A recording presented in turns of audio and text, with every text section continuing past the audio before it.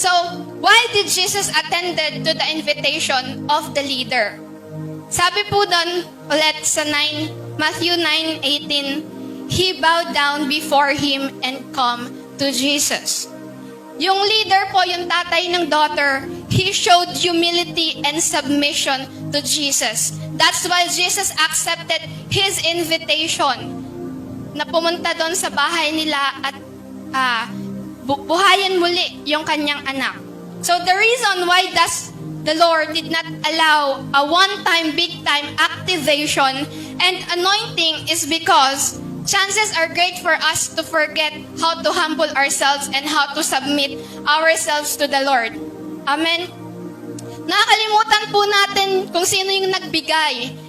Nagpo-focus po tayo doon sa gifts na meron tayo. Kaya hindi po hinayaan ng Lord yung one-time, big-time activation and anointing because He wants us to continuously seek His presence.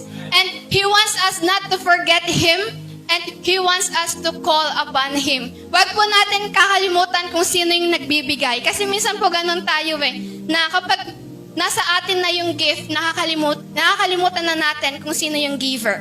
So the Lord does not want us to forget Him.